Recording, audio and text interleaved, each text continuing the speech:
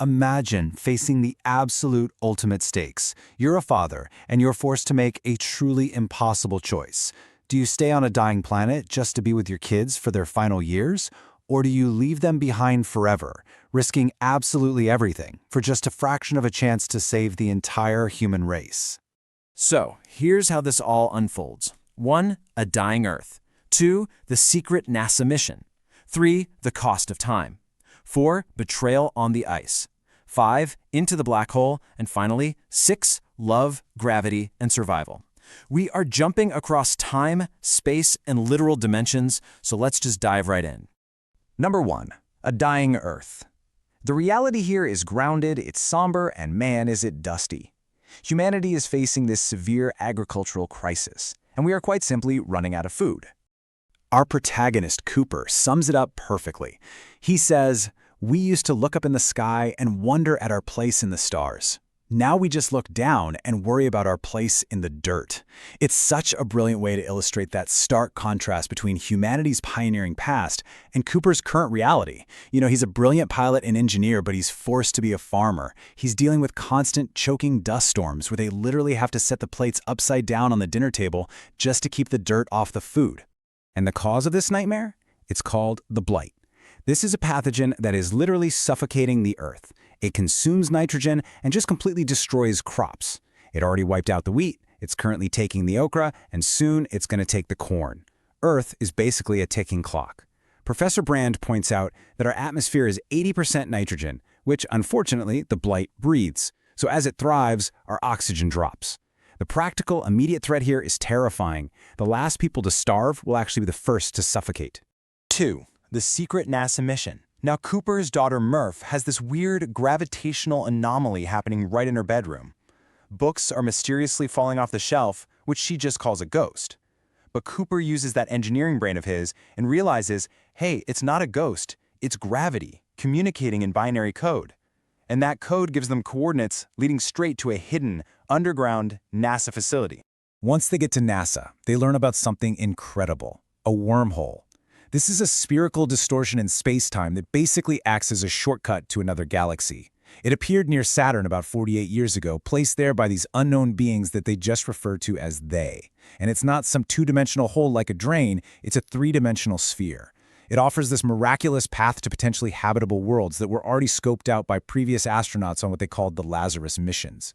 So to save humanity, Professor Brand presents two very stark options. Plan A involves solving a ridiculously complex gravity equation to launch massive space stations and evacuate Earth's current population.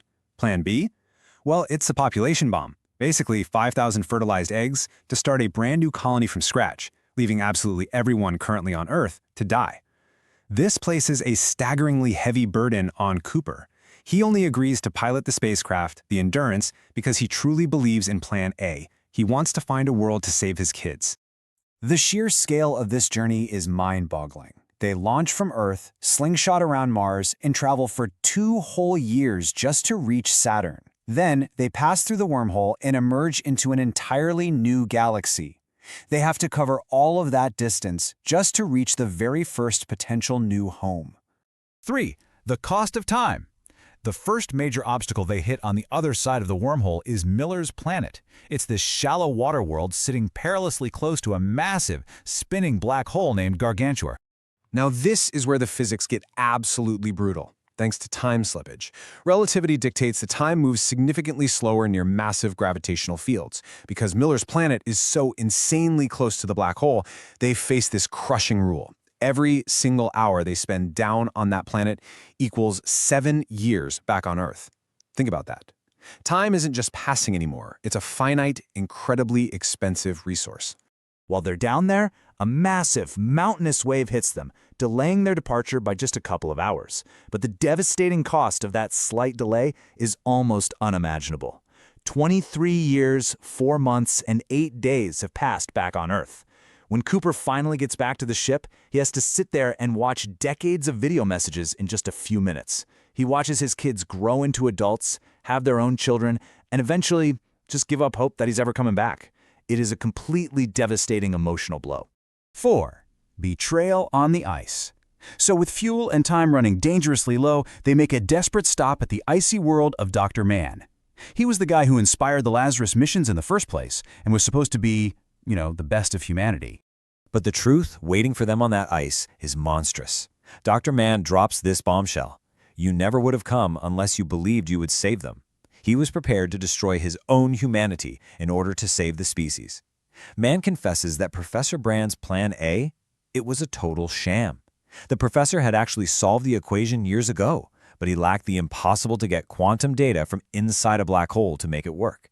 He sent Cooper away fully knowing the people on Earth were doomed to suffocate, relying entirely on Plan B. And honestly, it gets even worse. Dr. Mann totally faked his planet's habitability data out of pure cowardly desperation. He knew his ice planet was completely sterile, but he pushed the beacon button to be rescued anyway.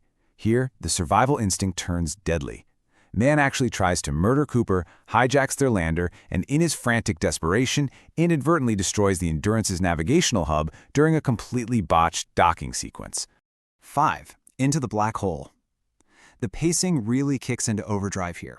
Cooper and Dr. Brand somehow manage to regain control of this spinning, crippled ship, but they have limited life support and nowhere near enough fuel to reach the final planet, Edmund's world. So they come up with a desperate plan, relying on a really precise slingshot maneuver.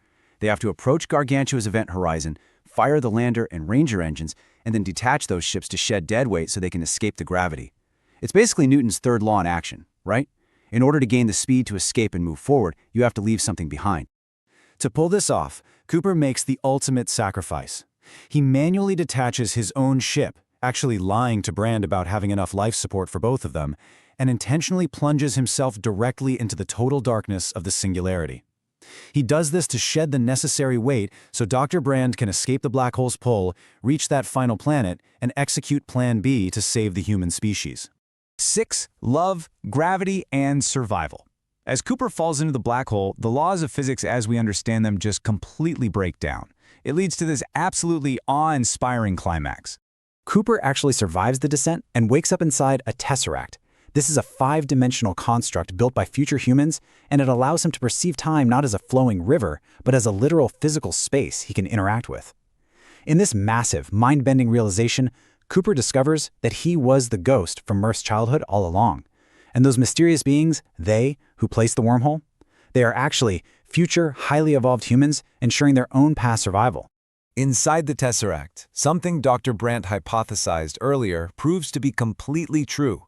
Love is the one thing we're capable of perceiving that transcends dimensions of time and space.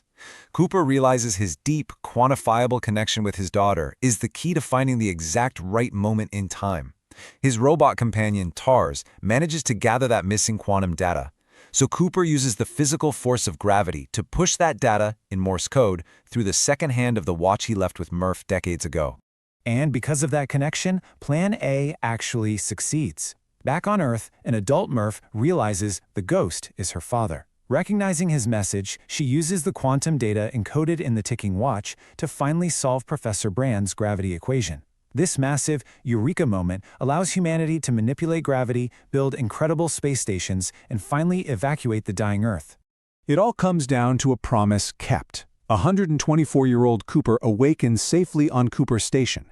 He reunites with Murph, who is now elderly and surrounded by her own massive family on her deathbed.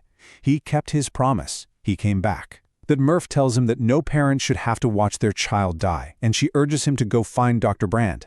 Realizing his place is now out among the stars, Cooper steals a ship and sets off to join Brand on her new, habitable world. This entire incredible journey leaves us with one really profound question to think about. Would you sacrifice your own timeline to ensure the survival of everything you love?